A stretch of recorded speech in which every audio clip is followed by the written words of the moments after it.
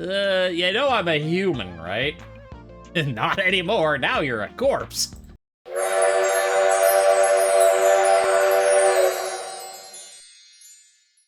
It's Saturday night. We got a full glass of water and no note on what we were doing, and also my hair is just being kind of goofy and doesn't want to behave. It is time to date everything. Yeah, I don't know what we were doing because I did not leave myself a note, and so it's just going to be a free-for-all this time. I guess the first thing we do is talk to Holly, right? We were still in the middle of doing Holly's stuff, and since you can only talk to her as the first thing of the day, let's talk to her, and I don't think we've ever talked to her here, just in case there's a special. You can already tell Holly isn't here because of the pointed silence, but it's still a bit jarring to look around and not see her anywhere. Okay, well, I was gonna say, maybe she'll have a special interaction with, like, one of the attic characters, or maybe she's just not here, sure. Florence appears to be here in her stead. She looks at you like she's been expecting you. Hi, Florence. I'm Florence, the floor. I work in Mayor Celia's office on the second floor landing. Yes, we've met. You spilled tea. I tried to tell you it was okay. You're Holly's friend? Yeah. Is the one anointed in mistletoe around? She's not well. She does this thing every couple of months where she refuses to take a day off until her body catches up with her and she just shuts down. That doesn't seem healthy. Why do you think that is? That's too bad, or just like, stare at her. Yeah, why do you think that is? She's a busy bee. That's one way of saying it, yes. A silly busy bee. That's a better way of saying it, yes. I'd say come see her, but she's asleep. She'll be fine, so she says. Well, she's a liar. Always is. Poor thing. You tried to stop her, I didn't realize it was that bad, or can I help? Can I help, just in case she has an idea. What can we do? Can I help? Tell her to stop working so hard? I mean, good luck. Yeah, I've tried that. It hasn't worked so far. No, what she needs is rest. Trust me, we've tried everything else. Almost everything. Everything worthwhile? What she means is, we've tried everything easy.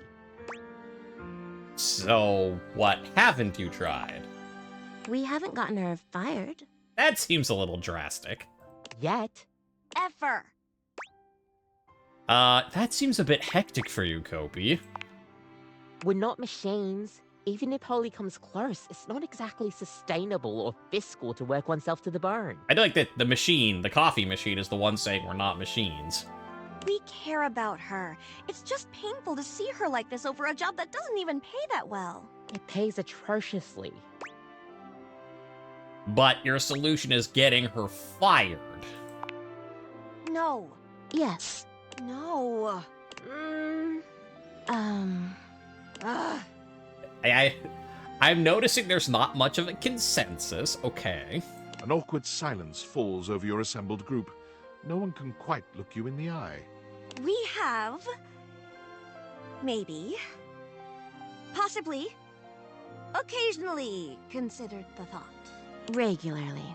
Increasingly so. In jest. Mostly. Oh my. But we won't. Probably not. Probably. Definitely. We'll figure something out. A distant shout sends chills up your spine. It's chills up my spine. Is it the ghost? I'm awake! That's not the ghost. Why is Holly sending chills up my spine? Back to it. Kopi and Betty scatter, leaving you and Florence alone to face Holly. Well, I mean, I just keep coming here to talk to Holly alone anyway, so that's not a problem. Holly? Oh, you came to see me! You're supposed to be resting, Holly! You're supposed to be resting! It's still funny, even if it is because of, she's super sleep deprived and, it's a serious condition, but it's still just the first time she said it, and I've been... You're supposed to rest. No, you're supposed to rest. So just petulant. Oh, that's great. Go to bed. You're not my mother. Besides, I picked up a shift. Why? I'm fine. You're a liar. And I'm out. Have fun. Holly turns to you, her jaw dropping open to slur out an extended greeting. She doesn't quite seem her usual energetic self. You came. Are you drunk? I did. Yeah. Should you really be working? I mean, like, we know she's not drunk. So, should you really be working? No rest, only work, and no sleep, only wake. I'm great. Just had a power nap, picked up a shift, ready to rumble. Let's jingle those bells. No. And on that note, I hit you on the head with a hammer and you go to sleep, which you shouldn't do because that actually would cause serious brain damage, but you're not a real person, so I think it's okay. Or that. Sure. I just let her sleep. Just like, okay, back away slowly.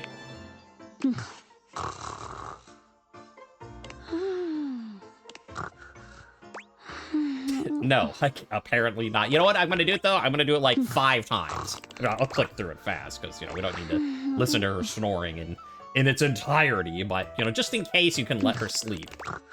That's 3. Here's 4.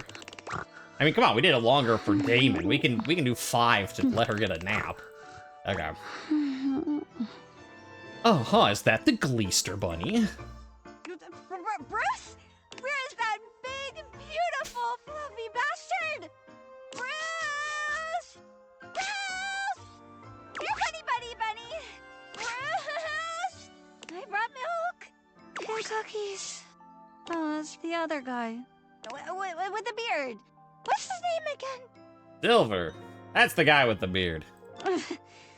Florence says I'm grounded. Is that my mom? Grounded. Holly collapses forward face first, completely knocked out. A pair of arms catch her at the last minute, stopping her from smashing her face on the floor. I've got her. Betty eases Holly to the ground, gently lying her down before slipping away. I was gonna say, like, well, what is Betty doing here? Because we're not in the bedroom, but I guess if Betty is the concept of bed, if she is sleeping on the floor, that's kind of like so Betty could actually appear here because I mean, or just Betty, like, walked over here because we know they can do that, so. I've got a shift. Just a dream. Merry bliss, miss. Man, I didn't realize she got that bad. I warned you. Sometimes you've just got to see it for yourself. Is it always that bad? Worse. There it is. Poor Betty. Don't worry. There's no fluids or anything. Just a whole lot of tinsel. Like, throwing up is bad enough, but when you're going, blah, and it's just like, tinsel cup? Nightmare's like, excuse me, do I have a new dream for you? No. Nightmare, you stay over there. I should go and help. Is she gonna be alright? She's usually like this for a couple days. I'm sure she appreciates you swinging by, but what she really needs is rest. So, bye. Oh dear. Oh dear. Oh dear. I mean, I guess I could also look at my rumors to see. Like, yeah, let's find someone else. You know what? Who haven't we talked to yet? Who have we learned about? That's the data dex. That's not a rumor. Rumors. The strong, sturdy type. The next best thing for holding objects aloft than the floor itself. Wait, but that's not the hangers. Because we heard about them too. A friendly cowpoke came by. So a wardrobe? Like a wardrobe or a dresser, but obviously not that dresser, because that's Damon. What? Is there a coat rack somewhere? Have I missed a coat rack this whole time? Coat rack. Coat rack! I don't know. Oh, wait. Here. Oh. So is there anything in here? There is. These are laundry detergent pods. Disposable and forgettable, they can be tossed into your washer without any further thought. Yeah, they're great like that. A picture in the laundry cupboard. Hope that helps you picture the scene. You got singing feeling about these sponges, and the cupboard above the sink, does it smell damp in here? So, well, I don't know what they mean by, like, a cowpoke came along, because that, I don't think is the hangers, but I don't know who else to do for that, so let's talk to the hangers, unless in here, is there any? No. Okay, well. I was gonna say, unless it's the shells. No, we've met Shelly, so, yeah. Okay.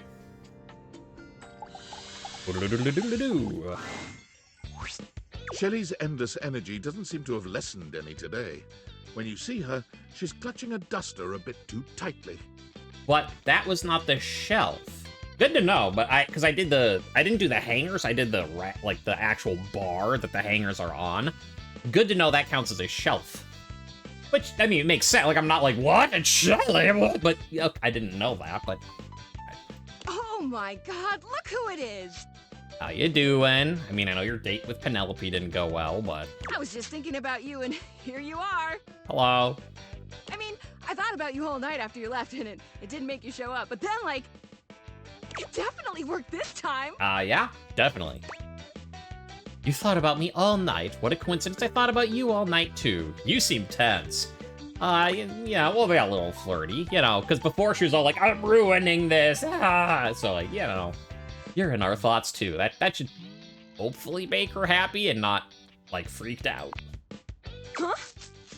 You weren't mad at me, were you? Because it's all love over here, bud. She's still holding the feather duster so tightly, you worry it may snap.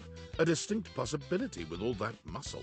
I was gonna be like, I could take one of my pencils and, like, break it in my hand as, like, to go, and I don't want to break one of my pencils that I have here. Why would I do that? What's with the feather duster? You doing some cleaning? Me? Oh, God, hey, so, like, I know you've been real busy with all the things you've been up to lately. Dating, yes. Like, sitting on the couch, sitting at the computer, taking naps. Flirting with everyone and everything.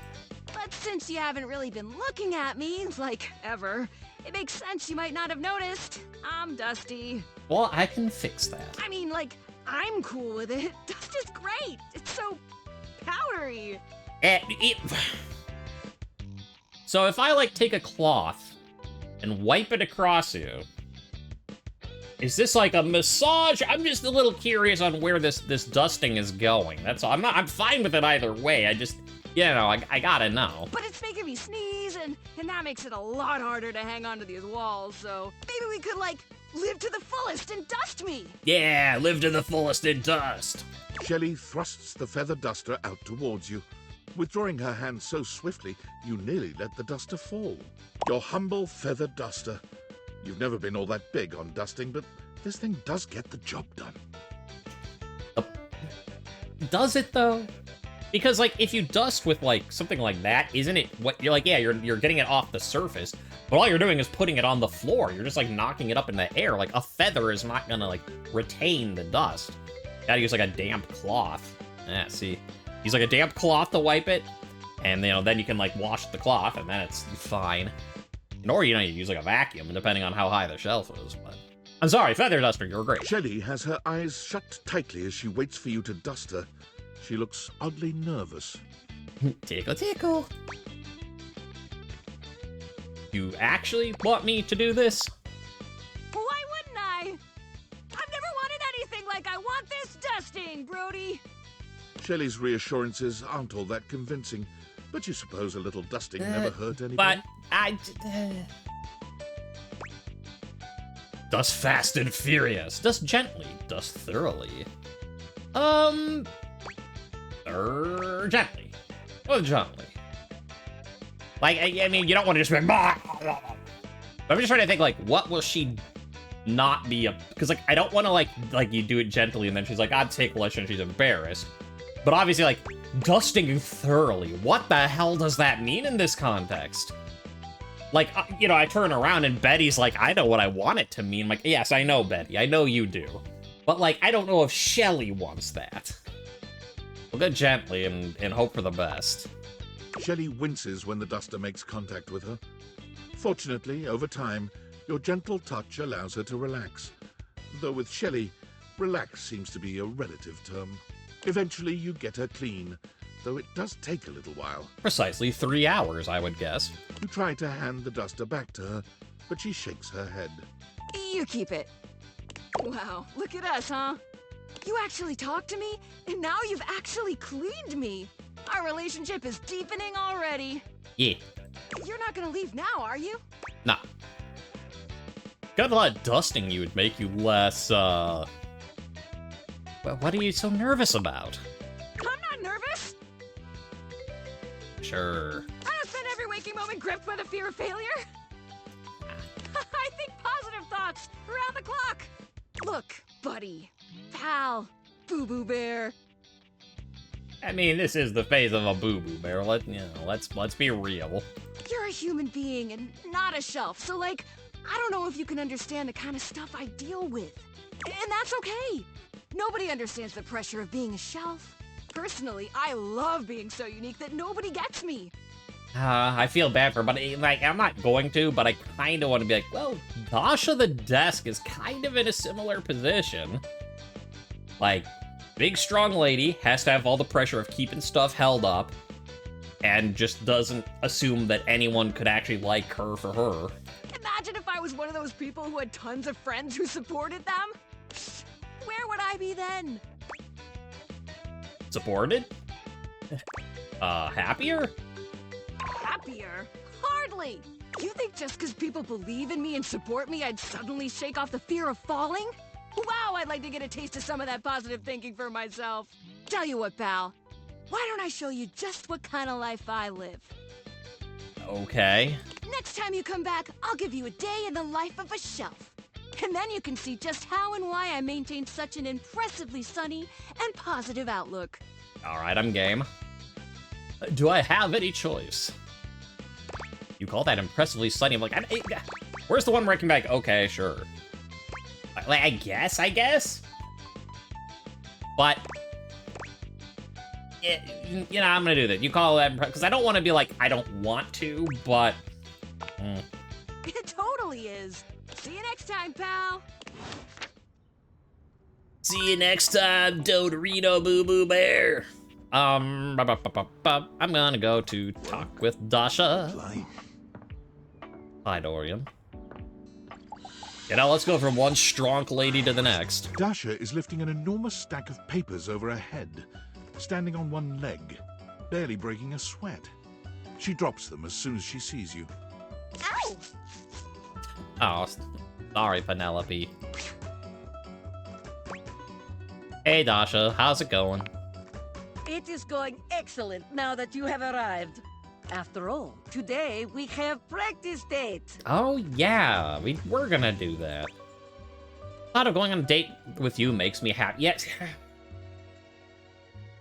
I'm gonna go with the bottom. You're passionate about helping others. Because, like, the first time when she was like, let's do a practice date, like, pretend that you want to date me. And I'm like, I do want to date you. And she's like, ha ha, funny joke. No, seriously. Like, she's not quite there with the self-esteem.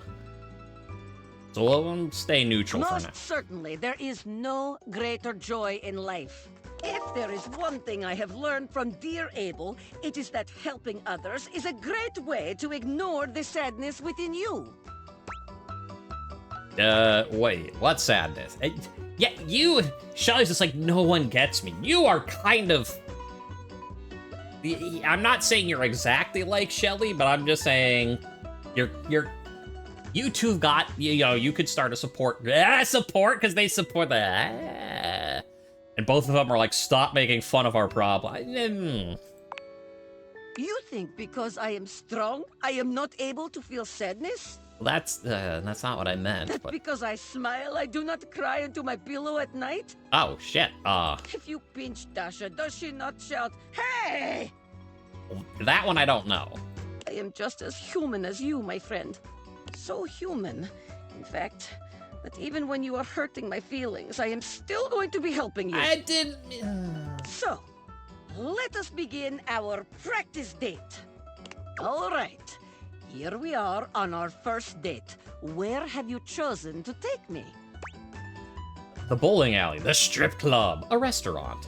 Yeah, a restaurant. Ah, a restaurant. Yes, yes. Again, because when she said, like, practice with the, like, I'm gonna give you my number, what do you do? And we did the, like, I'll call you after a couple days. And she's like, it's not like, I'm gonna call you right now. And it's not like I throw it away, you know? It's just middle of the road. A classic for a good reason. We will gaze into each other's eyes across table and feel the sparks. Come then, let us go to restaurant in our imaginations. Let us go to Imagination Restaurant. They serve best drinks there. Here we are. Shall we share appetizer, dear date? I love going to a restaurant. I don't share food. Hell yeah, that's the best part. Ah, excellent. The first step in impressing your date is to be generous. Dasha is impressed. So far, anyway. Let us move on. Our food has arrived, and I am eating my steak with great enthusiasm. Okay, I'm wondering where this question goes. What do you do next? I take your baked potato while you're distracted. I ask if you'd like to try some of my pasta. I tell the waiter it's your birthday. Yeah, no. I mean, it's just, there's a new restaurant. Well, the restaurant's not new. It's just that my wife and I have started going there recently. And we saw what they do for people's birthdays. That's just why I laughed when I saw that. That's all. Yeah, don't tell a restaurant it's someone's birthday if they don't want that. That's all I'm saying. You want to try some of my pasta? Ah, that is the way. There is no greater joy than gazing lovingly into your date's eyes and taking bite of food from their plate. Nothing, no greater joy, huh? You're just like, darling. You know, different folks. Romance, spark, sensual generosity, top marks. And now, our final question. The waiter walks in with bill and sets it on table between us. What do you do? That is a very awkward question, Dasha, because it depends. I already paid the bill while you were in the bathroom. Challenge you to arm wrestling match for it. I beg you to pay it with tears in my eye. Okay, well. I mean, I've got to go with this just to see what she says. Yeah, let me tell you, it can be pretty awkward when you're still in that early phase and you're just like, and here's what you should do.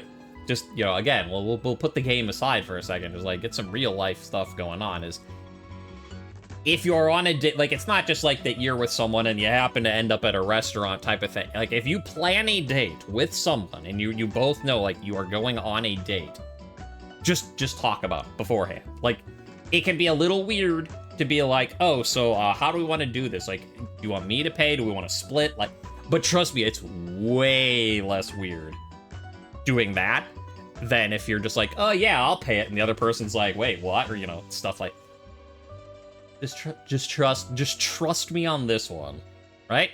Say I'm old, I've got silver in my beard. You could believe me for this. If you believe nothing else, believe I have experience. But within game, we're gonna arm wrestle for it. Important question. Who pays? The winner. Now that's what I'm talking about. That is the way. I like that she takes it seriously too, that it's not just like, no, you don't do that. It's, okay, you're wrestling, but who is the one paying, the winner or the loser? Glorious battle for the right to pay the check. Boże moi, it makes my heart race just thinking about it. Wonder what that means. I don't know, I gotta look it up. I've got a phone, I've got the power of human knowledge at my fingertips. Let's check. All right. The internet says, at least, you know, according to the first site I opened, so take it with a grain of salt, but essentially it's just kind of an interjection that's like, oh my god, or dear god, or, you know, like, goodness gracious, just sort, you know, that sort of thing. So it's like, you know, whoever wins gets to pay, like, you know, the fight, an arm wrestle to see who gets, like, the winner gets to pay. Dear god, it makes my heart race just thinking about it. That's what she said. Now, that is the way to end a date. Very good. You are becoming quite the charmer. There is always more to learn. We will continue next time. I cannot wait. See you again. Alrighty. We got ourselves some... Okay, well, that wasn't anyone new, though. I thought I was gonna do someone new, and I didn't, so... There's a lot in here that's new still. So how about... You know, we've heard about Luke Nukem. An armored soldier with absolutely haunted eyes claps you on the shoulder, his iron grip jerking you towards him before you've even had a chance to introduce yourself. All right. Just right now, let's place our bets. You place your bet on whether you think the "I'm here to blank and chew gum and I'm all out of gum" line comes up. I'll bet you 1,000 internet points that it will come up. So anyone who wants to take that bet, put your comment in the, or say in the comment if you want to take the bet if you think it won't come up. Ranger! Oh, you survived the journey. And with all your limbs still attached. Thank the immortals you made it here alive. Yeah? The who? Yeah. These limbs, they are stuck on good. I can see that. Very impressive ligaments. Good. You'll need all the limbs you can muster. He starts suddenly, clapping his hand to his forehead. Oh, and heck, where are my manners? Name's Nukem. Luke Nukem. I've heard. Look at you. Also, I see, because the first comment was when he was talking about his eyes, and I'm like, how can you tell his eyes? He's wearing sunglasses, and now he can see the eyes, that the aforementioned eyes. Ugh. Sorry, it's been a while since I've seen another face. Except the faces in the walls, of course. They tell me to burn things. But I try to tune them out. Also, to be fair, you were at the breaker box. I saw you. Mostly because I already burned everything flammable weeks ago. Yeah. Bring yourself a material object is very healthy. Nukem, huh? Kinda like Duke? No. My title is Combat Crew Commander. But I did have a great-great-uncle who was a Viscount. Oh, so you're royalty. Hell, I wish, Ranger. Truth is, I'm just a grunt. That's an acronym. Greatest Reserve Unit notwithstanding Trevor. I mean, yeah, to be fair, it is Trevor. But Trevor's been missing, presumed exploded a few weeks now, so I think I'm up for a promotion. Anyway, forgive me if my extended isolation has eroded some of my social skills. You're doing fine. I've just been stuck guarding this outpost for months, and you spend enough time out here alone, it's real easy to go feral. But don't worry, they have great solutions for that now. Go feral? Total biological and psychological collapse. It ain't pretty. Not like you. Sorry. What was I saying? Oh, I'm just so excited you weren't obliterated. I'm glad I wasn't obliterated too. When I heard Colonel Furnace was sending a division from across the Barrens, I thought for sure swarmers would rip your flesh to shreds and use your blood for fuel before you even made it to the first outpost. No, they did, but I'm very resilient. Use my blood for fuel? Why? Has there been a gasoline shortage, or what? Let's go with it. Yeah, again, I mentioned this sometime in the thing, but, if you take all the times when I've said, man, I wish I couldn't play along, versus, man, I wish I sure could play along with them, how many of the one have we said? 0. How many of the other have we said? Lots. So you know what? Oh, they ripped me to fucking shreds, man, but I am resilient. You certainly are. I appreciate that in a ranger. But wait, you came alone? Where's the rest of your division? I don't know, can I have some chicken tendies? The division, they are definitely dead. Cruck! Swarmers be damned. I'm so sorry, Ranger. May the immortals provide the fallen safe transport to the Underrealm and solace in their everlasting night. Thanks, bruh. Appreciate you. May the immortals provide the fallen safe transport to the Underrealm and solace in their everlasting night. Yeah, we'll go with it. Luke begins to tear up. Listen, I wish I could give you more time to decompress. I know you must be exhausted after your journey, but time is of the essence. We have much to discuss, and dangerously little time before our mission commences. A mission, you say? Exciting. Tell me more, you hulky microwave person. I trust Colonel Furnace briefed you on the mission back at the fortification? Well, absolutely, yes. But, you know, I would love to hear you retell it, because you have such a strong, sensual voice. Why, thank you, Ranger. Here's the situation. I have, in my possession, a handheld electromagnetic device powerful enough to flatten the Barrens entirely. Wow. From Cape Death, to the Death Zone, to Deathtropolis, the Citadel of Death. It's called the Magnetron. Here's an artist's rendering. Whoa. Whoa is right, Ranger. Anyway, to keep the device from falling into the wrong hands, it was permanently welded onto my armored exoskeleton, allowing me to transport it to its intended target, the Swarmer's subterranean nest. There, the device will be remotely detonated, eradicating the Swarmers and winning this war. Wait, but doesn't that mean you're gonna die? Hopefully not. Not with your help, but also most likely, yes. I need you to meet me back here tomorrow at 0700 hours. After a light breakfast of irradiated grubs, I'll walk you through your training and our mission objectives. Okay. So, kind of like a date? Affirmative, Ranger. A date with destiny. All right, it's about time for me to begin my nightly patrol. I mean, you know, we're here to date everything anyway. Let's date some destiny.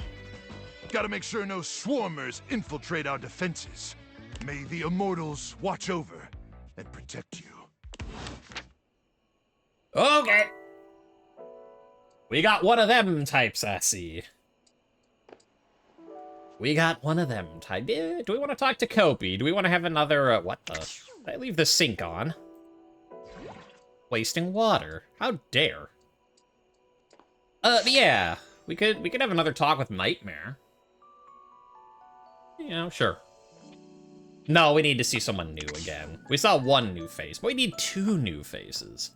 Maybe I just do the hangers now.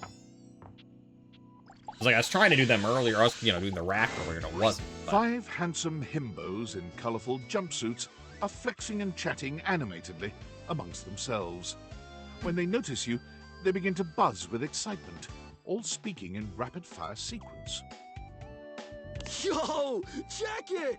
Quick, dudes, clean up the digs. We got company.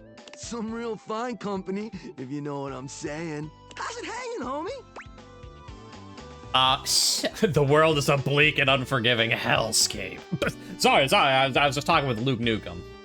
Yeah, all things good, fam. Word. Oh, that's facts, amigo. Well, what are you waiting for? Slide on in here and take a load off. And, anything else you want to take off? Welcome to the Extremist Dojo in the Pad. The perfect place to sit back, chillax, and recharge your bats. Hell yeah! Tight. Fire! Right now, you're hanging with the wildest, dopest, gnarliest squad of bussin' athletes around, homie. I was gonna say, what is your deal? Are you a sports team or are you a boy band? I couldn't quite figure it out, so thank you for telling me.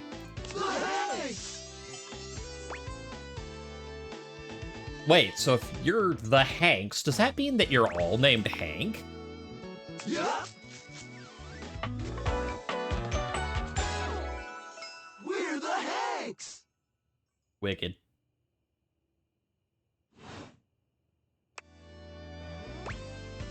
Okay, I got that, but how do I tell you apart? Numbers are kick-ass! The Hanks all stand in formation, each of them striking a unique pose as they introduce themselves. You get the distinct feeling they do this often. I'm Hank number 1.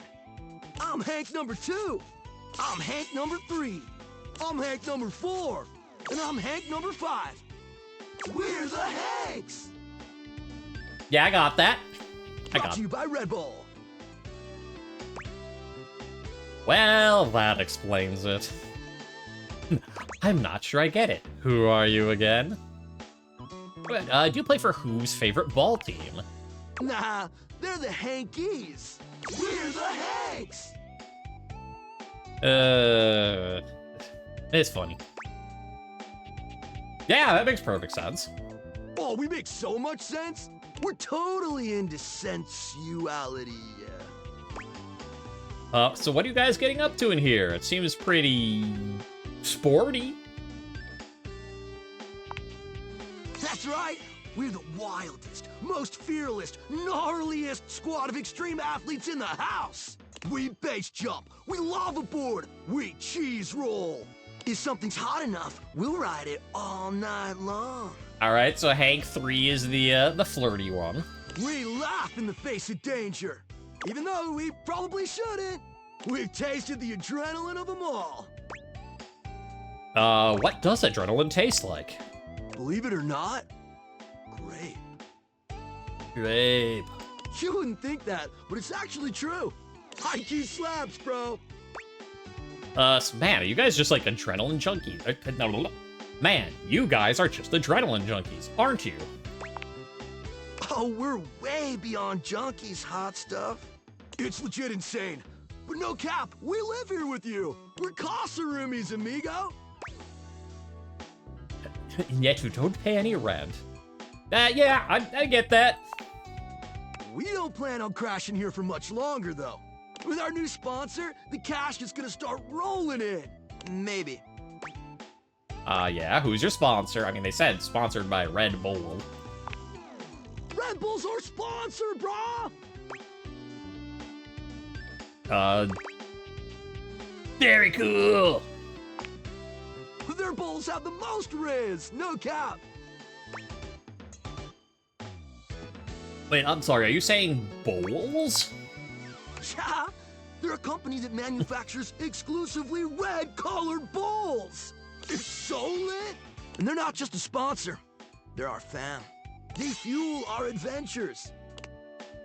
They provide our wicked gear, get our exploits killer exposure, and provide the best medical support when things get gnarly. Let's be real, they do get gnarly. If by gnarly you mean dope AF. What happens when things get gnarly? Question mark. Gnarly just means awesome. Things are always awesome when you're hanging out with 3, 2, 1, let's hear it. the Hanks. We high-key love it all, homie. So what, you just like, hang right now, it seems like you're geared up for an adventure. Yep, a broski always prepares. You never know when a ripping thermal or base jump opportunity's gonna come your way. Yeah! Wow, whoa. Let me try that again, just a second. You never know when a ripping thermal or base jump opportunity's gonna come your way. Wow! I can't do it as well with yeah, that's why I do the wow. Because I can do it with wow easier. Sounds exciting. It is! Speaking of which, we were just about to head out for a little Hank gliding. It's just like hang gliding, but with us. You know, the Hanks! What do you think? Wanna come? It high-key slaps, homie. You in? Yeah, sure. Is that sexual? Okay, but wait, how high key does it slap? It's goated, bro! What do you say? I don't know. I'm not sure. Sounds rad. Sweet! You're one adventurous spirit. We love it. I just want to know what hang gliding is. I mean, yes, it's hang gliding, but we're in our house. Where are we hang gliding from? Epic! Just remember to stay focused and trust the wind. And hold on to me real tight. Follow our lead and we'll be shredding thermals in no time. Get ready to soar, house homie! Thanks! Away!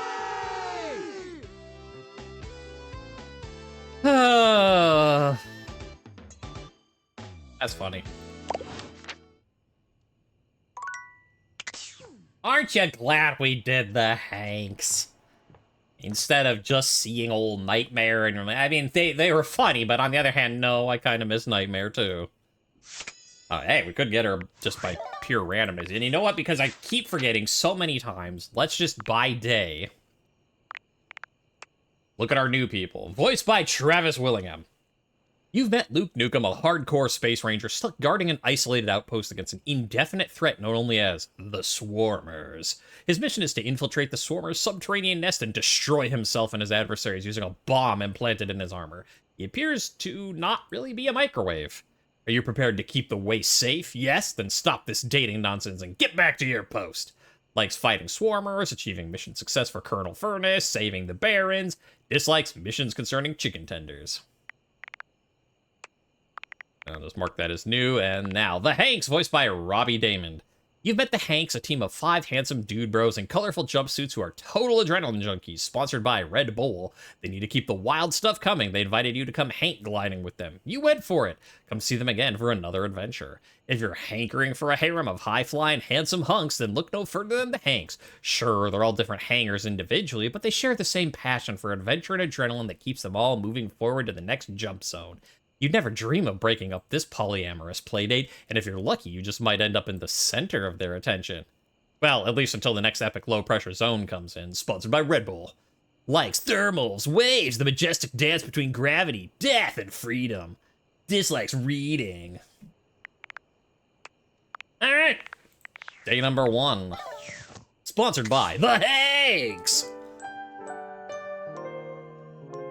Go through all my water just doing that voice. It's been, wow, broski! Today's sponsored by Water Break. We keep drinking that water because it's shredding your throat, just like we're shredding these gnarly hills. Wow! And then afterwards, I'm like, ow, my throat hurts. Who are we supposed to? We're supposed to talk to Luke Nukem. It's 7 a.m. I don't think it's 7 a.m., but presumably that still means like do it as the first thing. So. Yeah, it's 9 a.m., but yeah, no. Close enough. Luke points his weapon at you, barking orders without so much as a hello. Stand down! Stand down! Drop your weapons and show me your hands. And 2 sets of government-issued ID. Or a utility bill with your current street address also works. It's not preferable, but it'll suffice. Do it! Alright. I am so glad that you could just, like, renew licenses. Well, renew, like, tabs for your car and stuff online now. Oh, so much easier. I got a receipt from something called the Tasty Trough. I'm sorry. Did that sound like a request? If so, that's my bad. Sometimes my orders come out sounding like requests. My intonation gets wonky when I'm, frazzled. Oh. Yeah, I got the same issue. No sweat. You do? Well, I appreciate you sharing. It's nice to not feel alone. Anyway, I swear to the immortals, if you don't show me your hands this second, I will blow your head straight back to the Barrens. And if I do that, it's a 3-hour drive for you to get out there and retrieve it. It's a toll road, too. It'll just waste your entire day. I'm gonna give you to the count of 3, 2, 1... Can I just show him my hands already? I'm silver! I'm silver!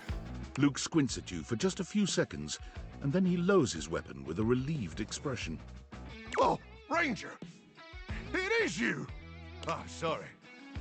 I'm just so hopped up on power crank.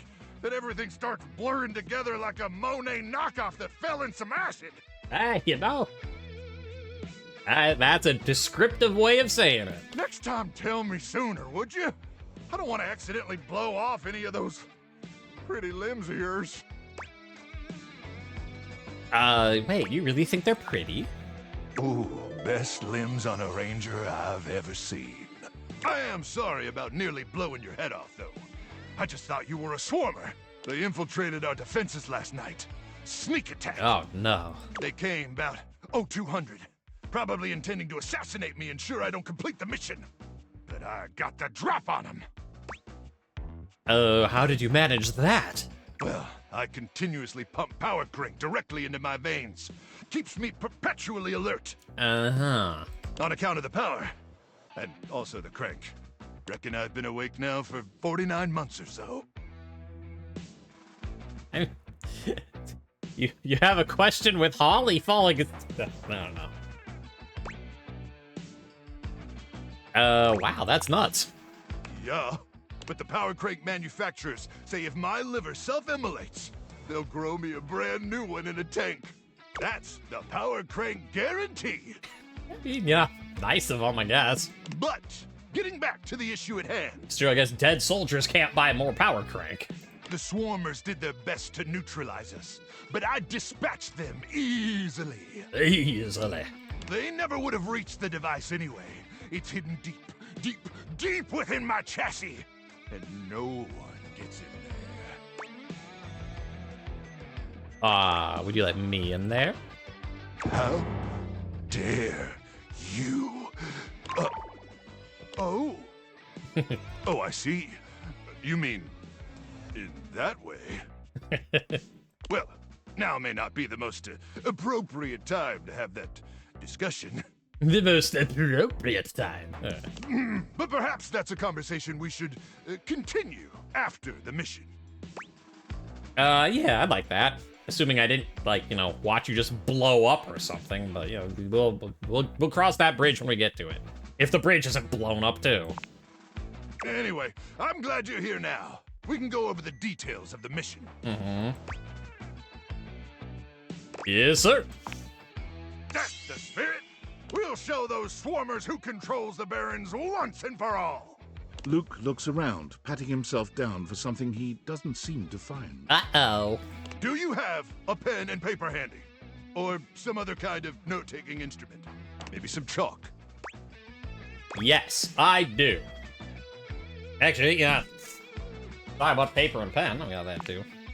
Luke takes the chalk from you, using it to draw on the other side of an ancient serving tray you inherited with the house. I thought like we were gonna have to like take notes of stuff to remember like for the mission. I didn't know that we were being like, yep, here's some chalk. But, you know, makes it easier for me. Good. Then let's get to it.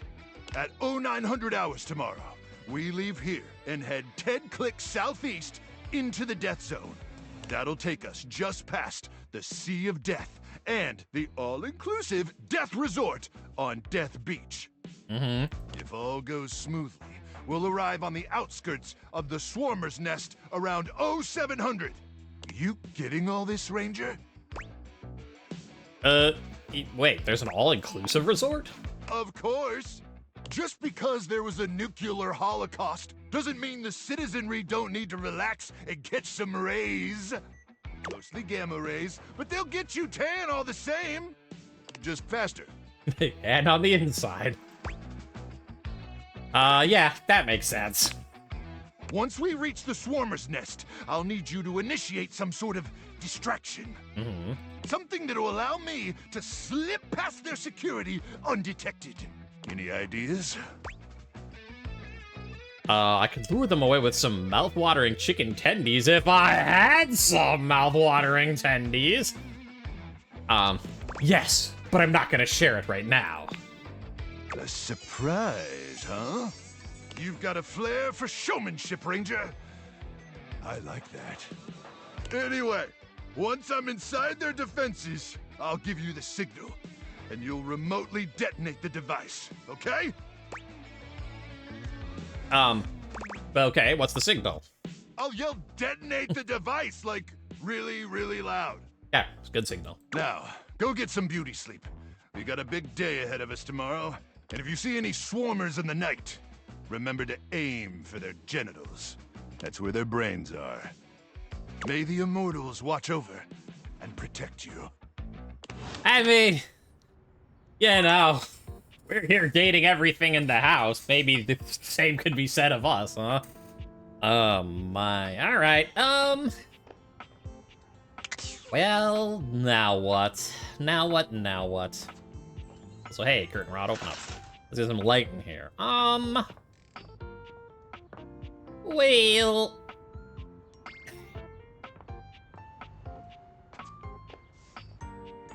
I think we talked to Hoove, right? Because, like, we talked to Hoove once, and then every single time we've come back, it's been for someone else's quest. Like, but, you know, Hoove, let's get some one-on-one time. Hey, nice to see you again. Hoove holds one finger up to you, his chest rising and falling with panted breaths. He bends over, both hands on his knees, his forehead and cheeks shining. Give me just a sec. You holding your breath again? Uh-oh, do I need to call Tharia? Not just yet. Okay, that was a little difficult. What? You seem pretty winded. Yeah, seems like my suction is a little light right now. Maybe I better take a second to catch my breath. So, what brings you by? Well, I was thinking we could do something together. I'd love that. What'd you have in mind? I'm not sure if I mentioned it last time, but I'm a big sports fan. I heard you like the hankies. And I'll never turn down a nice can of lubricant. As long as I'm not on the job. Hey, it's 5 o'clock somewhere. How about a drink? You read my mind. Let's crack a can. Hoove hands you a martini glass filled with a suspiciously dark liquid. It smells like alcohol, sure, but there's another strange scent you can't quite place. Cheers!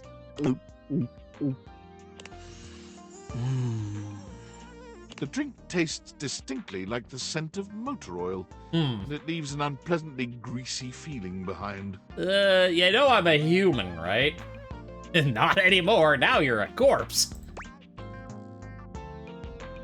Aw, it tastes like lubrication. I know, isn't it great? So, how you feeling?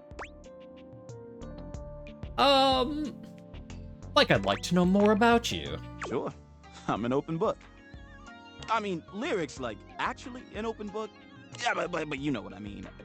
What would you like to know? Something weighing you down lately? I mean, I guess I've been feeling a little overwhelmed. My suction's not the same as it once was. I'm struggling to get up in the morning. Lately, I just feel like I've got no space in my life. But I'm not sure why. Probably because, you know, considering the rest of our character stuff, we probably haven't emptied the, you know, the vacuum bag in a while. I've got amazing friends, and I love my job. Every day I get to go around the house, and I encounter so many amazing things. I collect them in my bag. I've got everything you can think of. You'd be amazed at the stuff I find. You still feel empty inside. Maybe your treasures are becoming a burden. You might be carrying around too much baggage. There we go. Say, surprise, it was me, Jerry, all along. That's just it. But I don't know what to do about it. You might need to let go of a few things. Oh, I don't know.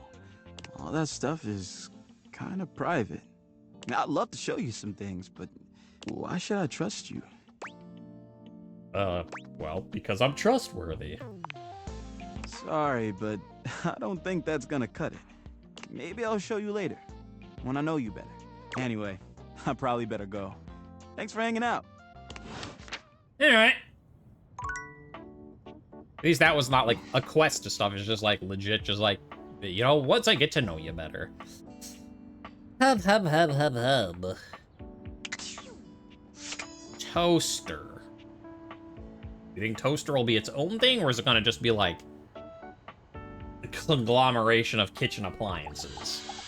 Might be its own thing. Coffee maker's its own thing. You hear her before you see her. A charming musician with literal coils of curly hair that swing cutely as she paces back and forth in your kitchen. She's clearly absorbed in something. She appears to be talking to herself. Ay, mira. Look at all these crumbs. I'm gonna be writing some great music soon. I can tell. I'm at my most creative when I'm a little messy. Hey, you need a writing partner? The musician starts with a cute little yelp, placing her hand on her chest. Ay, you can't sneak up on me like that. You never know what's gonna pop out of these slots. You gotta be careful. Yeah, hey, you know, I'm 40 years old. I know how that. You just never know what's gonna pop out of a slot sometimes. I'm not even gonna get started on you as a writing partner. I know that, like, I don't know you at all or anything, but I am pretty sure you're not up to the challenge of writing with me. I have, like, really high standards. Uh-oh, well, I mean, if you want to be empathetic or smart, I can do that, or, you know, I got poise. She picks up her guitar, striking a glamorous pose. Wow. I'm Miranda Dulce Tostadora, lead singer and guitarist of Miranda y las Migas. ¿Qué tal? Alrighty. We're the best musical group around here by a lot. I'm trying to think, what other musical groups do we have? Well, Johnny Splash, yeah. You seem like you'd probably do better than him. We got the piano, we got keys. Like, don't let her hear you say that. I would agree with you, but don't let her hear you say that, or all hell would break loose. Who else we got for musicians? I feel like I'm missing someone that we know about. Huh? What kind of music do you play? All kinds. Pop, Gregorian chanting, barbershop, whatever we feel like. If that dial is on 7, then siete we go. Barbershop? Gregorian chanting? Pop? Yeah. Do we get to hear her singing, like, barbershop and Gregorian chanting? I know. It totally surprised me too. That dumb little rotating ball. But for real, you'd be surprised. The harmonies are so great. So true. Hey, maybe I'll sing something for you sometime. Hey, yeah. Hey, if I'm lucky. And you would be lucky too. I'm really good. Just stay on my good side. ¿Me entiendes? Oh, and obviously, if you like neat toast, I'm here. Okay, busy, sexy little tostadora with a gig coming up. Time to make the toast. Hasta luego. What more could you ask for in a partner? She's a singer, she's sexy, she makes toast. Like, you know, that just checks off most of the things you need in a partner, right? I guess we could do someone... We got left 2. Let's do one other new, and then we'll do Kopi and get another, nightmare. And she's like, I heard about Holly vomiting confetti, and I heard the tinsel, and I'm like, no. None of that now. Knives? This could be Daisuke again, but, you know, let's check knives. You find Daisuke where you left him last time, staring intently at dishes on the table. Okay, so it is Daisuke again, but... Oh well, that's alright. I mean, we only talked to him once. He's kind of new. Unlike the last time, however, he has a list in one hand. Working hard or hardly working? What's up, nerd? I mean, at least they make it easy. It's, you know, just like the safe when you're just like, does it say yes, mistress? That's the correct choice. Does it not say that? That's... Working hard or hard punch? Not hard enough. Anyway, hard at work, I see, not hard enough. There's much to do, and my injuries have slowed me down. In addition to inventory and keeping track of all the dishes, I'm also in charge of deliveries throughout the home. Unfortunately, I am unable to do much in my current condition. Hey, who's got opposable thumbs and legs? I prefer to work alone, but an assistant would be invaluable in this moment. I can do it. And he's like, also, that gets you away from my stuff. So yes, go. Let me help you. It's my fault that you got hurt to begin with. You wish to right this wrong? I do. Good. I have preparations I must first finish. But return to me again, and I will give you instructions on delivery. In the meantime, perhaps you can help me wash these dishes. But isn't that what the dishwasher is for? Dishy? I trust no one but myself with such precious items. Okay. Unfortunately, I must trust you with them for now. Do not disappoint me. Okay. That was kind of hot. Okay, yeah, sure. Please begin then. You pick up the dishes and begin to wash. As you work, you feel Daisuke's eyes boring holes into you. It makes you feel... Senpai, my hand is stuck in the dishwater. I'm all slippery and soapy. What? Annoyed. Flustered. Go with flustered. Your hands are shaking. Take care lest you drop one. Daisuke places a hand on yours, perhaps to steady you. But it has the opposite effect. There's strength and grace in equal measure in his touch, and it makes you wonder how he might touch you under different circumstances. Hey, yo. Are you listening? To the narrator, yes. Yeah, I'll be careful. Yeah, careful, yeah. You manage to finish washing the dishes without further incident. Senpai, I'm all soapy. Well done. This may not be the disaster I assumed. When next we meet, you will assist me with deliveries. Be prepared. My God, you're bossy. Now, I'll do whatever it takes to make things right. Complete these deliveries, and all will be well once more. Leave me now. I must review orders and inventory. Farewell. Now, to be fair, I said we could do Kopi for a nightmare, but... Was that Dishy? I was gonna say, maybe we talked to Dishy since we just heard of it, and someone just went, oh, It could also be this chair, I guess. But, so yeah, let's take a look at Dishy, huh? That's not... A burly chef stands in your kitchen, looking at you expectantly as he stirs a sauce pot. Despite his intimidating stature, there's warmth in the depths of his dark eyes. So, before you're like, wow, you're stupid, you don't know the difference between the oven and the dishwasher, as it was focusing, I was like, wait a minute, that's not the... And then a trigger, and... On the other hand, you get to see that guy, his face, his hat, you know. I think we're alright. You must be my new sous chef. I'm Stefan. Hello. Hey. Hey. How's it going? Are you ready for prep? Yeah. Prep? Question mark? You're the sous chef, of course. Prep? Stefan regards you in silence for a few long moments. Then why are you here? An adorable chicken-shaped timer slides into the conversation, settling on Stefan's shoulder. Hello. Aw, Mr. Cluckles. You're right, Mr. Cluckles.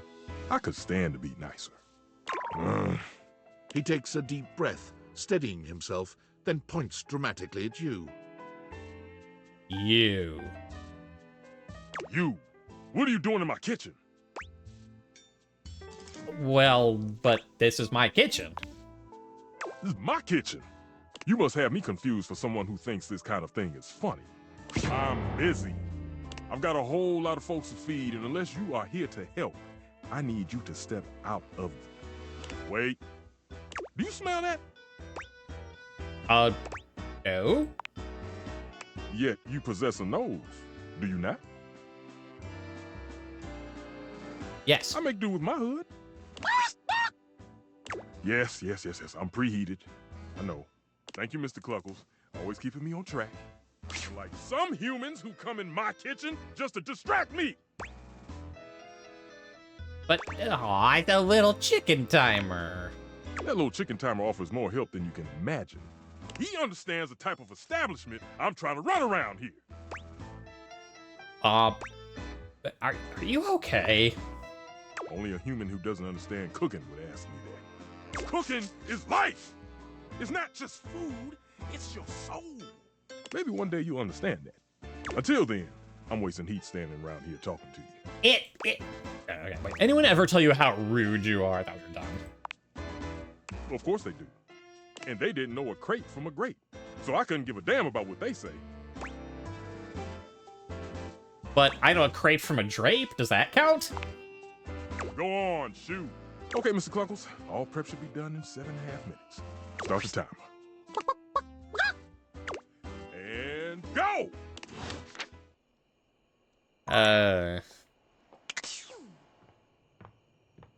Yeah, I was gonna say, it actually does kind of make sense. Because, like, at least from talking with Freddy Yeti, it seems you do a lot of ordering out. You know, like ordering in food. So, like, the fact that you're not as familiar with your oven would make sense. I kind of like that. I mean, it might just be coincident, but still. If that was intentional, good detail. If it wasn't intentional, well, boo on you.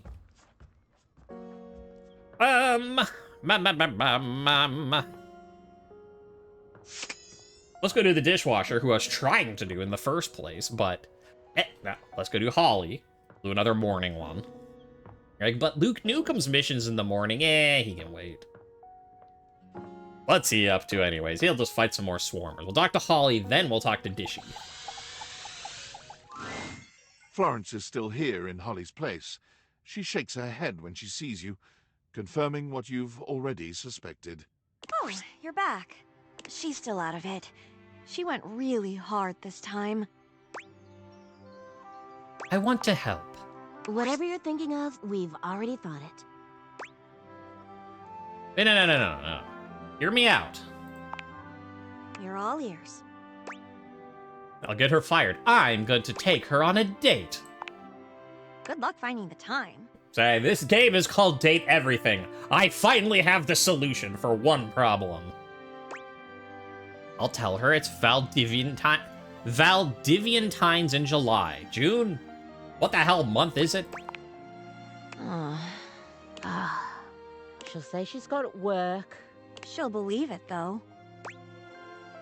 We'll just tell her they moved the dates because of taxes. I hate how much that might work. I could talk to some folks. Kinda weird taking her on a date without asking. She's definitely expressed interest. Oh? She just doesn't have the time. So she says. Well, great then. Sounds like a plan. We'll let folks know to give you some space. Give you the house to yourselves as much as possible. But give her a night at least. Poor thing's still off with the fairies. Yeah, like, let's go on a date or let's get her fired. Like, I mean, yeah, getting her fired might work, but I don't think she's going to like you for it, because she likes what she does. She just, like, it's not a problem that she likes her job. The problem is she just has to tone it down a little. There's a difference between tone it down a little and tone it down forever, right? Like, yeah. There's dishwasher. You're not the oven. What appears to be a dishwasher with arms, legs, and a disconcertingly cheerful face waves happily at you. You tap the dateviators a few times, wondering if they've malfunctioned. But the mascot-like dishwasher before you doesn't waver or change. Hello, and welcome to the Valdivian dishwashing experience. Ugh. We offer an alarmingly clean output of all kinds of dishware, clothing, and such. My name is Dishy. I'm your dishwasher now. I'm getting... What? That's the type of thing that's in, like... Right, like, again, I still have it on my desk, why wouldn't I? But, like, this face was, like, creepy in a that sort of way. This is creepy in, like, mascot horror game sort. Like, this is, like, you know,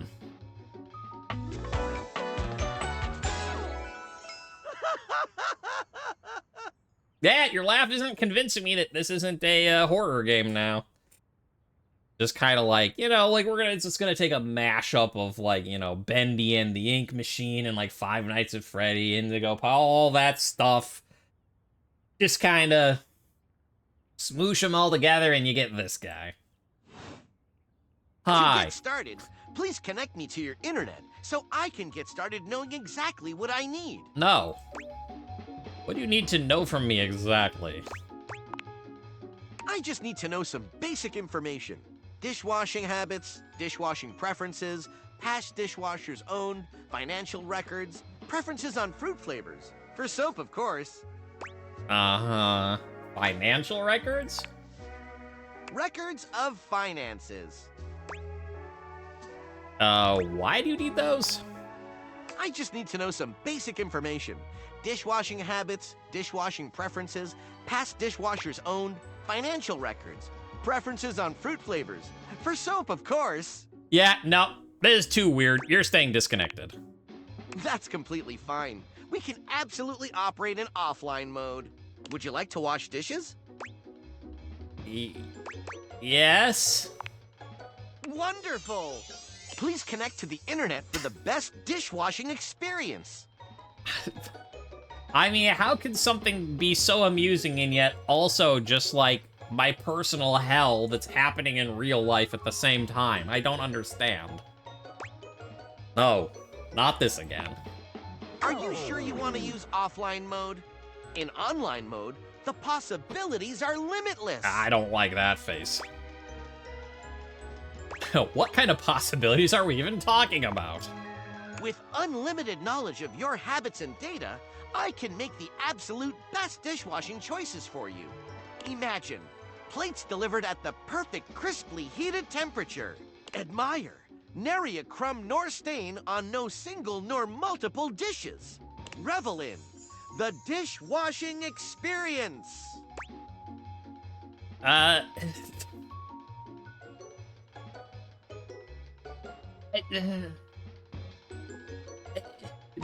No, I don't want to. Then, offline mode it is. Oh. I mean, he seems a little sad about it, but at the same time, like, this is my video game. I want to control my destiny and not have to connect everything online. I already have to do that in real life. Okay, so that'll be the same as the, Also, wait.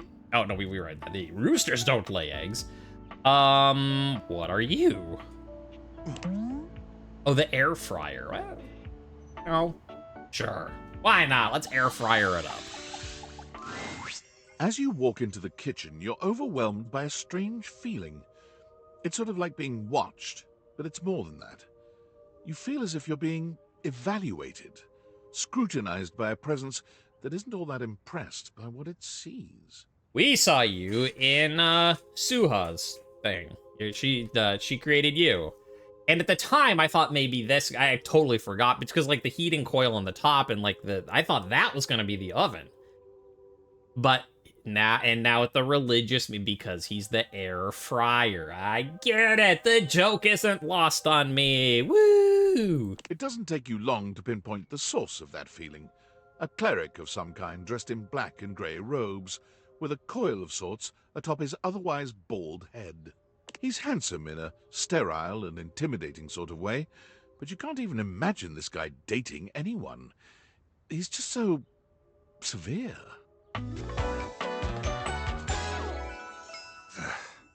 Friar Errol. You reek. And you shine. Spiritually. No, I mean physically, you're shiny. You gesture to his bald, shining head. Ow. I don't have a clue what you mean, nor do I care. My physical appearance is of little consequence. It is only my soul that will ascend to the heavenly kitchen. Again, it's just one of those things that, like, you know, some voice actors when you hear them, you just think of a specific role they've done. Oftentimes, the first thing you've heard them in, but maybe not necessarily. You know, and I mentioned this with when we were talking to Drysdale, right? And I was like, I can only hear Asterion. And at the same time, like, and, you know, and then some people I'm like, oh yeah, like, I mean, you know, Felicia Day, like, I can hear it's Felicia Day, but like, nothing really comes to mind specifically. Again, Friar Errol is just another case where it's like, I can see him, I can see this character, and, you know, I know he's done a lot, but I can only hear, Liam O'Brien doing Caius from Final Fantasy 13, 2, and 3. Like, and which is, especially because, like, he has done a hell of a lot of stuff. You know, it's, you know, he's got a wide range of things under his belt. So it's not like there's not a lot to choose. It's just, for some reason, when I hear the voice, I'm just, like, like, my physical appearance is of little consequence. It's only my soul that will ascend to the Heavenly Kitchen. And I'm just imagining Caius saying that about, Etro, or Etro. Been a while since I played, but it's just very weird how that happens sometimes, right? Like, that just some voices, you're just like, I don't know them. Some voices, you're like, oh yeah, I recognize who that is. And some of them, like, they bring one specific thing just like, bolt into your head. Even if you know them from a bunch of other stuff. And it's just a very weird experience how that happens. I just find that interesting. I'm sorry, I broke that to talk about voice actors for a minute. Let's focus back in the game. Focus your inner self. You're back in the game. I'm sorry, the where? He ignores you. You reek of sin and grease. I feel as if I have been bathed in oil simply looking at you. But all I had to eat today was cereal. This goes far beyond what you've eaten today, sinner. Your soul is tainted from years of blasphemy. I am Friar Errol, founder of the First Church of Convection. I am the steward of the road to the Heavenly Kitchen. I am a holy vessel for culinary purity and efficiency. And I am your salvation, sinner, if you would but take my hand. I'm not taking shit of yours, bro. And I know if, like, you reached out to, like, grab his hand, you're like, okay. He's like, not like that. Don't touch me. What exactly do I need to do to achieve salvation? It is quite simple. First, you are to confess your sins to me, the steward of your culinary soul. According to Freddy Yeti, I've got a few of those. Second, you are to help spread the gospel of convection to any as yet unsaved. And finally, you are to keep your soul pure and free of oils and impure heat. I need to finish the oven before I talk with you? Like, we gotta finish his line and then talk to you so we can absolve ourselves? Or is it like, talk to you and do your stuff first, and then we'll be like, okay, we did it, hooray! Let's go to the oven now. Make some fried chicken. Put it into the grease, hell yeah, baby. And he's like, what? Did you say nothing? Don't worry about it. The path to the Heavenly Kitchen is blessedly simple and attainable, even for those as impure as you. Is our Lord not most generous? I'm afraid. Can you really save me? Be not afraid. There is no soul beyond my Lord's reach. Simply do exactly as I tell you to, and you shall be saved. Yeah, we'll see about that. Tell me, do you wish to repent for your culinary sins here and now? Sure, because I'm curious what my culinary sins are in this game. I am ready, willing, and able to grant you absolution. You need only unburden yourself. Bless me, Friar, for I have food sinned. You're insane and I have nothing to say. Yeah, I have food sinned. Speak, my child. What is it you wish to confess? I had McDonald's yesterday, the oil soaked right through the bag. I once stole a pack of gum without realizing it from the grocery store. I don't even know what air frying is or how it works. He seems big on the whole, like, oil grease is bad thing, so, like, that seems like a sin that he'd want to hear you confess. A shudder runs through the friar. Disgust, probably. But if you didn't know any better, you'd almost swear he was kind of into hearing this. Ah, okay, he's one of those type of yeah. How disgusting. You've done the right thing, confessing to me. Tell me, did you enjoy it? Did the impurity of it at all titillate you? I felt like I was getting away with a crime. Yeah, he's one of those confessions. When he was like, tell me what you did that's so naughty. Make sure not to leave out any details. Alright, yeah. Like, should I bring you upstairs to Betty? Like, she'd probably be into hearing it too.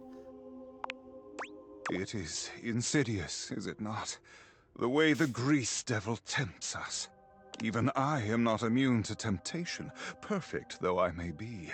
The grease devil is slippery and sneaky indeed. And naked. I mean, what? But in confessing your temptation, you have done well today, my child. Return to me again, and we will continue guiding you down the path to salvation. For now, I must return to my duties. May you feel his currents at your back. Amen. Okay, we're gonna have one of those type of characters. Well, you know, I was talking about, like, I didn't see myself ever doing, like, dirty talk with a clock before, and yet here we are. Yeah, well, you know, now we're gonna be confessing our lustful sins of greasy food, I guess, so that'll be fun for a future episode. Other people are like, no, please, no. Oh, now who do we talk to? I don't know. Ugh. I do kind of want to do a nightmare, but then if I do that, I have to do another day, and I want to end this episode, so... Sorry, Kobe. You're gonna have to cope a little bit longer. You know what? Let's, the game kind of lagged there for a second. Let's do keys, because we did the, we talked to Hector, and we're talking about the temperature, and that was fine, and we talked... I forget who the second person we had to talk to was. Oh, Lux. And that was fine. And then Hoove was just like, no, I'm not helping. Because, like, she's too much of an asshole, so... Oh, good. I was hoping you'd be back soon. Any progress on my rider? Well, yeah, I did get lots of progress. They've done everything I've asked? It doesn't seem like it. Well, no. Okay, you see, they all refused you except for Hector, although he did call you a baroness. You know, this is just like the time I got the lead part in La Vedova, and all the woodwinds pretended they were congested just to take away from my moment. Professional jealousy. That's what this is. I think it's more that they didn't appreciate how you went about asking them. You know what? It doesn't even matter. I won't be here for much longer. What do you mean? How far along are you with your composition? The sooner you're done, the sooner I can get back to my department. What agreement did you have with the music department when they let you collect me? What agreement should I have had? Asking for a friend? Big agreements! The best agreements! Everyone loves our agreements. Yeah, what agreement was I supposed to have? Just, you know, my friend wants to know. A friend? Yeah. You and I both know you have very few of those. Well, first of all, shut up. Second of all, it's for one of them. My understanding was that they loaned me out to an emerging composer in the theater department, you, to be returned at the completion of your project. Uh-huh. Did someone actually say that, though? Because I don't think I got that memo. No one needed to say anything. Why else would the music department loan out their star performer? Besides, you're obviously an immensely talented artist. I mean, this space alone is perfect. Yeah, thank you. I think it turned out pretty nicely. Oh, absolutely. I've never seen a set fully capture the bleak existence of a lonely American working from home. Yeah, that's spot on. It's a phenomenal set. I'm sure it's serving up all kinds of inspiration. Or did you build it to actually be a part of your performance? Immersive theater is having such a resurgence. I always said it would. Now, are you thinking the audience will wander from room to room as we play, or will you have them do that prior to the performance? You really haven't shared much about the production with me. That I haven't shared it because a composer always keeps their secrets. I don't believe you. Fuck. Did the music department lend me to you or not? They didn't. No, you were a hand-me-down. What is that? German? What's a hand-me-down? She gasps, placing a hand to her chest. Oh, wait, don't tell me. It's an award, isn't it? Some sort of lifetime achievement? Oh my god, I can't believe I'm going to be a hand-me-down recipient. I mean, like, yeah, she's kind of an asshole, and yes, we have to, you know, clear this up and all, but that is kind of adorable. I'm going to be a hand-me-down. I'm just like, I mean, I know I have to break the news to her, but I don't want to. It's very cute. I don't think you're quite getting what it means to be a hand-me-down. Hand-me-down. Hand me down. You know, it's the strangest thing, but it sounds like you're saying, hand me down. Yes, exactly. But that's not German at all. You're right, Keys, it isn't. I never learned how to play you. I'm so confused. A hand-me-down is an item that, after a period of extended use, gets passed on to someone else so that they can use it as well. Keys stares at you, unblinking and silent. You can almost see the gears turning inside her head. I mean, I guess we have to, right? Like, I do not like the idea of using gum as a metaphor for a hand-me-down, but I think we have to over, right? Like, just not explaining it. Okay, so, Keys, imagine you're a piece of gum. What flavor? Piano flavor. Cherry. I had a freshman who used to stick cherry-flavored gum to my underside every time he came into practice. Bad memories? Oh, not at all. Once I got past the indignity, I found I was rather partial to the flavor. Okay, well, imagine you're a piece of cherry-flavored gum. Deeply cherry. My flavor speaks to the muses above. Now, the music department chewed you up, but instead of spitting you out, they determined you still had enough flavor left, and they passed you on to the next... Yeah, that's just a really... gross metaphor. And I don't mean like... It just... Who chews a piece of fucking gum and is just like, you know, this still has some flavor. Here, you want... That is a terrible metaphor. It's terrible. This is... Why? Why do I have to use this terrible metaphor? Like... Ugh. Gross. The music department chewed you up, but instead of spitting you out, they determined that you still had enough flavor left, and they passed you on to the next person. That's unhygienic. I agree. It's an analogy. Wherein I am the chewing gum? Correct. But that implies the music department no longer had any use for me. Correct. But that makes no sense. I worked there for 15 years. I was a star performer, and now I just don't work there anymore? All right. So when does a hand-me-down technically get handed back up? They don't. They only get ever handed down. And you're sure you're not a composer? I'm positive. Because you trail around in your robe and underwear quite a bit. That's not part of some creative process? It's a fashion choice. See, now here's the also, besides the fact that I shouldn't use that, I should not use the chewing gum to be a represent a hand-me-down. Like, that should just not be a thing. here's the part where I could be like, well, I'm not a composer, but now seems like a good time to learn. Together we can practice together, right? Like, that's what you should do right here, but I can't, so we're basically naked because it's a fashion choice. All right, you don't have to be a composer. Perhaps you're a wealthy connoisseur of the arts?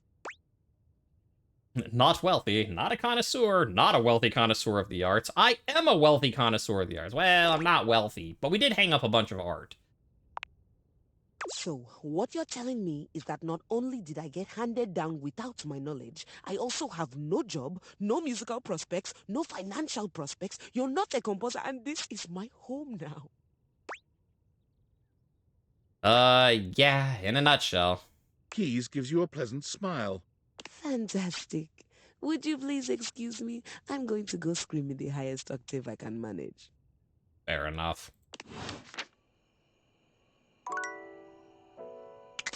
I do wish that there was a piano. I mean, actually, like, just the generic ending sound of a date where it goes bling, like, that kind of works. But I do really wish that there was, like, the sound of a piano, like, way, you know, super high C going like bing after that. That would be great. Okay. Final for the day, final for the day. Well, we'll do someone we know, so let's just look at the people we hit, you know, again, do the new people before I forget. Until next time. All right, so yeah, Keys we were talking with. So, Stefan, voiced by Marcus Brown. You've met Stefan, the stove, and his assistant, Mr. Cluckles. For Stefan, cooking is everything, and he's very busy. Come back a bit later. Stefan is a big, burly stove who, despite his hard exterior, has a soft side hidden beneath those layers of muscle. Okay, for the YouTube people, I have tried to read this sentence 4 times now, and I've hiccuped every single time. And then I stop reading, and I don't have them anymore. So let me try one more time, and if I hiccup in the middle of it, you are just going to have to deal with it. I mean, Twitch is just like, please stop, but all right, here we go. If there's one thing that reigns supreme for Stefan, it is that food is the glue of the world. It brings everyone together from all walks of life, which instills a passion burning inside him. That passion makes him come off as a fiery and overbearing sometimes. He's constantly bossing the kitchen around, not that anyone actually pays attention, so that everything runs like a well-oiled machine. However, behind that veritable wall of fire is a stove who simply wants to provide joy to all those around him. Likes cuisine, care, high standards, dislikes insincerity. There you go. See, you just have to yell at your diaphragm until it listens. That, if you got the hiccups, just yell at your diaphragm and it'll be fine.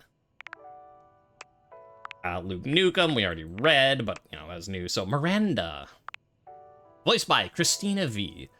You met Miranda Dulce Tostadora, aka Miranda, lead singer of the Migas musical group. She's a busy, sexy little tostadora who can write and sing whatever sort of music is called for. She's got a gig coming up. Miranda is a star, a celebrity in her own right. She's the lead singer with her own band, the Migas. She's very loving and warm, and unless you cross her, then she can leave you burned. It's not recommended to play with her emotions because she knows she deserves better and can dish a heated serving of sass right back. She adores an audience and loves to make a crowd happy or sad with her sweet melodies. Ultimately, she wants someone who loves her as much as she loves to sing, which might not be possible. Likes slow burns, dislikes cooking.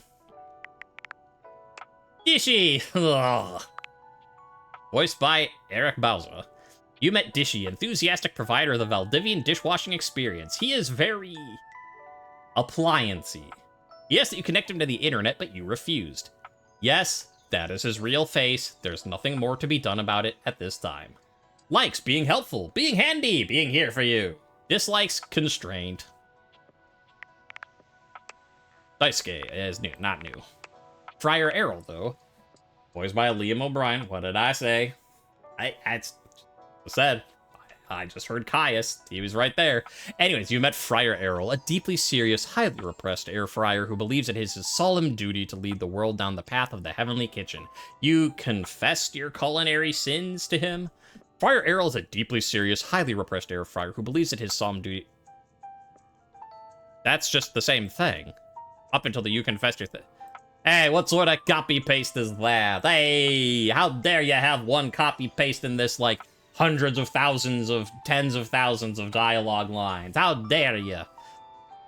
Hey, I'm copy-pasting here. Anyway, he's never had deep, fat, fried food, viewing it as beneath him, and he fully intends to preach the gospel of convection to all who will hear it. Have you heard the good word? Will you join him on his path? I mean, if you like fried food, an air fryer is not a bad investment, let me tell you. I don't have one, but my sister does, actually. But yeah, if you're someone who likes frying food, you really should get an air fryer. Anyways, likes the road to the heavenly kitchen, culinary purity and efficiency, our lord of convection. Dislikes oil. That boo-ba-boo and that boo-ba-boo. So, one left for the day. I don't really want to do anyone new so that we don't have to remember to look at them. So you know what? Let's do the toaster again. Let's go talk to our tostadora. Hey, back to hear me sing, huh? Yeah. I understand. I sing all the time, even when I'm alone, because damn, I am just so fun to listen to, so I sing to myself. I love it. Or is that why you're here? Maybe not. I could ask, I guess. Sometimes I forget that part.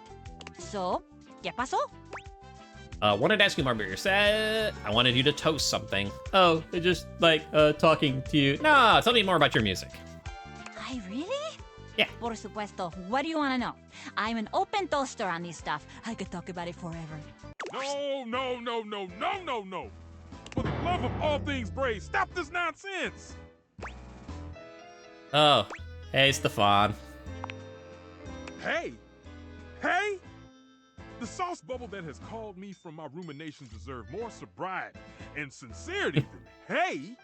I know. Why? Why do you keep doing this? I don't know how many times I'm gonna have to tell you to leave me alone before you get the picture. What's happening, guys? You continue to break my heart. You, my darling, are a toaster. You are a fine appliance with a long and prestigious history. Why do you insist on denigrating your lineage, sullying your ancestral heating elements with this string strumming? Tell me, what must I do to bring you back to your true self? I swear, if I wanted to live in a telenovela, I'd move into the living room with Telly. Yeah, he could do that for you. You could probably even be like, I want a telenova about, like, overbearing dad who doesn't want daughter to be a singer. And he'd be like, I got one of those! Did you have one about where the dad is an oven and the daughter is a toaster? Not that, I don't know if they're actually necessarily related, but, you know, like, that genre, that sort of thing. And, you know, he might have that. Somebody give me a call? I'm just down the hall. No. No. Bye. Stefan, don't get me wrong. I'm really grateful for how much you seem to care about me. Also, please notice the generosity of spirit I'm displaying. That I'm assuming you care about me, and not that you're just a great big nosy Botinsky who can't keep his burners off of other folks' courts. I do care about you, more than anything. Well, not more than Bechamel. But you and Bechamel are running a very close race. But lay off! I am completely capable of deciding what I want to do with my time and my talents, and I'm really getting fed up with your constant, do better, Miranda, do different, Miranda. No, just stop. Enough already. Yeah, tell him, Miranda. Baby Stefano's what, yeah, guys? I don't mean to interrupt here, but... Hi, I am here, also. Stefan, Miranda, hello? See? This is what I'm saying. My friend is here. We're busy. I don't have time to do this right now, so please, vaya. Music is a completely valid and awesome thing for me to spend my time on. I love it. And I'm sorry, but I do love it a lot more than making toast. Toast is just my day job. It's not what I love. It's fantastic for me to focus on what I love. My music. You do agree, right? 100%. Do what makes you happy. Or, I think making toast might be a better vocation for a toaster. Nah. I mean, we're already encouraging Johnny Splash to be a musician. Let's encourage Miranda, too. Exactamente. I see that, once again, I have taken my cake out of the oven too early. It remains soft, gooey on the inside, and inedible. Perhaps I should try again, and perhaps I should accept that we'll never see knob to knob on this. You know I love you anyway, right? Of course I do.